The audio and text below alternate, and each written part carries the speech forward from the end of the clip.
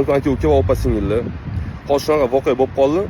O'zimni onamga telefon qilishgan. Biz poliklinikadanmiz. Siz bugun kelib qon topshirishingiz kerak deyishgan.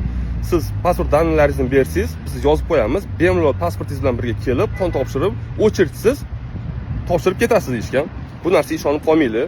Shunga o'xshaydigan narsalarga ham ishonib qolmanglar. Bu narsalar yo'q narsalar. Если ishonib qolgan bo'lsanglar, birinchi o'rinda MyGov ilovasiga kirib, kredit olish degan narsani bloklab qo'yinglar. Keyin yana telefon orqali, Instagram, Telegram orqali sizga video сообщение orqali telefon qilishi mumkin va sizning yuzingizni skrinshot qilib, face identifikatsiya orqali banklardan kredit olib tashlashi mumkin. Shunga ham ehtiyot bo'linglar.